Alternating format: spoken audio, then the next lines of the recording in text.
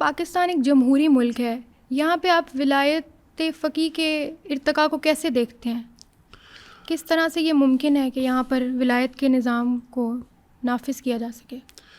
ولایت فقیہ ایک اصطلاح ہے جو اس دوران کے لیے، یعنی شیعہ اعتقاد کے مطابق کہ زمانہ غیبت ہے، امام معصوم امام مہدی علیہ السلام حاضر نہیں ہیں، موجود ہیں، زندہ ہیں، لیکن پبلک کے اندر، عوام کے اندر موجود نہیں ہیں، عوام کی ان تک رسائی نہیں ہے، تو اس زمانے کو زمانہ غیبت کہتے ہیں۔ تو ایسے میں جو شیعی بنیادوں پر اور شیعہ اعتقاد کے مطابق دینی نظام ہے اس کو ولایت فقیہ کہتے ہیں، یعنی امام معصوم کی غیبت کے زمانے میں فقیہ نیابت میں، امام معصوم کی نیابت میں امور مسلمین اور امور مملکت اور امور دین کو نظارت کریں گے اور رہنمائی کریں گے۔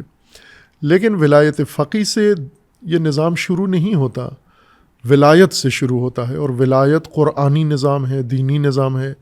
امامت یا ولایت کوئی فرق نہیں پڑتا، دونوں سے مراد ایک ہی ہے۔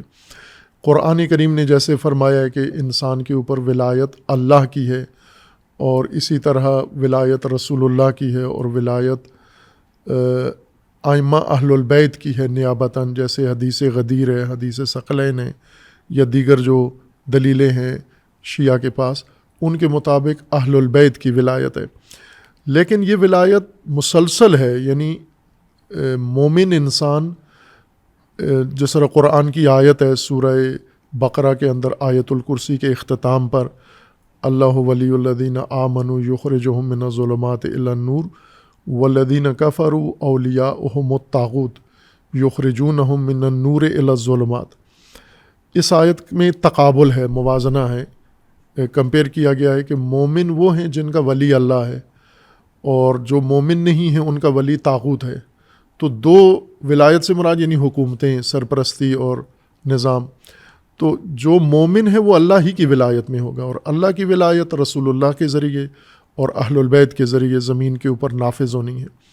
تو یہ بنیادی طور پر ولایت فقیہ ہم یوں سمجھ سکتے ہیں کہ یہ تیسرے چوتھے کیٹیگری میں یہ نظام ولایت فقیہ آتا ہے۔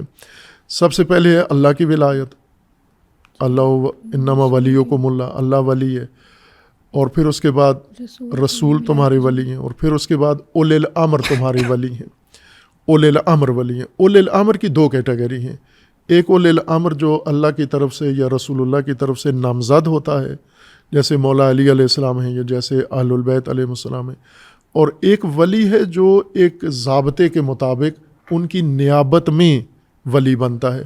جیسے مولا علی علیہ السلام ولی ہیں اور مدینہ میں یا کوفہ میں ہیں، لیکن مصر کے لیے اپنا نائب بنایا ہے، پہلے محمد ابن ابی بکر رضی اللہ تعالیٰ عنہ کو بنایا ہے، پھر اس کے بعد مالک اشتر رضوان اللہ علیہ کو بنایا ہے، یا دیگر علاقوں کے اندر مولا علی خود مرکز میں ہیں لیکن نائبین ان کے پوری مملکت میں ولایت کا نظام، وہ ولی ہی کہلاتے تھے، وہ بھی ولی مصر، ولی کوفہ، ولی مدینہ، ولی مکہ، یہی ان کا عنوان تھا۔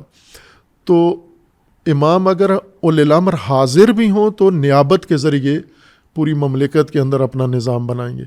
اور اب جو صورتحال ہے وہ یہ ہے کہ وقت کے لحاظ سے ولی اولی الامر جو نامزد منصوب اولی الامر ہیں وہ غائب ہیں، حاضر نہیں ہیں، لوگوں کی دسترس میں نہیں ہے، تو ایسے میں ان کے نائبین کے ذریعے نظام ولایت چلے گا۔ اور نظام ولایت زمانہ غیبت میں خود امام معصوم کے حکم سے، امام زمانہ کے حکم سے قائم ہوا ہے۔ انہوں نے پہلے 4 اپنے نائب نامزد کیے ہیں، نواب اربعہ جن کو کہا جاتا ہے، یا 4 نائبین، اور پھر جب غیبت کبریٰ کا زمانہ شروع ہوا تو امام نے ایک فارمولہ دے دیا کہ اب میرے بعد یہ فقہا جو ان شرائط کے حامل ہوں گے وہ آپ کے ولی ہوں گے، میری طرف سے وہ حجت ہوں گے۔ تو چونکہ وہ فقہا نمائندگی میں یا نیابت میں امام معصوم یا ولی امر مسلمین کے جو اللہ نے اولی الامر جن کو بنایا ہے ان کے نائبین فقہا ہوں گے، تو اس وجہ سے اس حکومت کو یا سیاسی نظام کو ولایت فقیہ کہا جاتا ہے۔ یہ تشیع کے اندر اسلامی حکومت کا ڈھانچہ ہے کہ رسول اللہ اگر ولی ہیں اولی الامر ہیں تو رسول اللہ کے نائبین باقی علاقوں میں نائبین حکومت کر رہے ہوں گے، ان کی اطاعت میں، ان کی مرکزیت میں. اگر مولا علی کی حکومت ہے تو ان کے نائبین باقی علاقوں میں حکومت کر رہے ہوں گے. اور اگر زمانے کے لحاظ سے، جیسا مکان کے لحاظ سے نائبین سے نظام چلتا ہے، تو ایک زمانے میں اگر اولی الامر نہیں ہیں، معصوم یا نامزد اولی الامر، تو نائب اولی الامر پر نوبت آ جاتی ہے، باری اس پر آ جاتی ہے. جیسا آپ کے ملک میں ہوتا ہے، مثلا ہمارے ملک میں پارلیمانی نظام ہے، تو صدر مملکت جب باہر کسی دورے پر جاتے ہیں تو سینٹ کے چیئرمین قائم مقام صدر کا حلف اٹھا لیتے ہیں، تو ان کی واپسی تک سینٹ کے چیئرمین قائم مقام نائب ہوتے ہیں.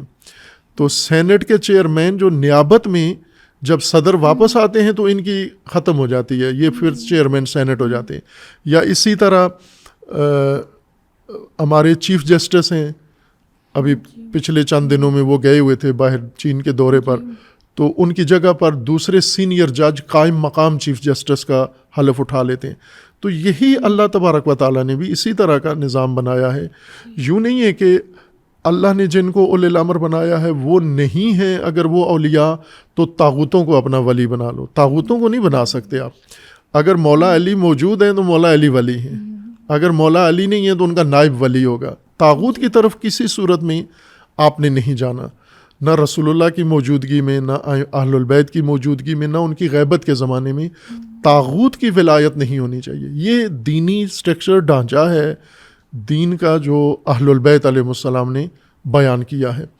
اس کے مطابق ہم یہ کہتے ہیں کہ پاکستان ہو، افغانستان ہو، ہندوستان ہو، پوری زمین پر جو قانونی شرعی طور پر قرآنی جواز ہے حکومت کرنے کا، وہ اولی الامر کو ہے اور نائب اولی الامر کو اجازت ہے. اس لیے کوئی فرق نہیں پڑتا کہ آپ کس مملکت میں رہتے ہو. جس مملکت میں رہتے ہو نظام ولایت کا آپ کے اوپر حکم فرما ہونا چاہیے. یوں نہیں ہے کہ آپ اس ملک میں یہ نظام چلا لو، دوسرے ملک میں دوسرا نظام چلا لو، تیسرے ملک میں تیسرا نظام چلا لو. جو اللہ کی طرف سے معین نظام ہے وہ آپ کا ولایت کا نظام ہوگا.